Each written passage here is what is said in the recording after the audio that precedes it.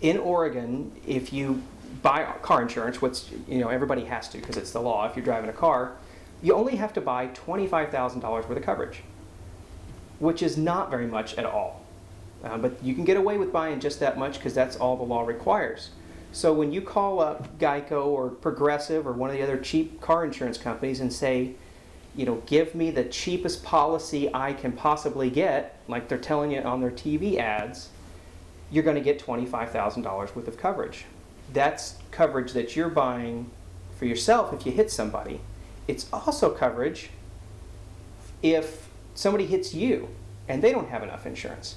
So if you buy $25,000, somebody else that hits you has $25,000, Oregon law says you're not going to get anything from your insurance policy. You can add on hundreds of thousands of dollars of coverage that will cover you if somebody hits you and doesn't have enough for pennies a year. It's cheaper than health insurance. I've seen people buy supplemental policies that are expensive and pay $50, $60 a month.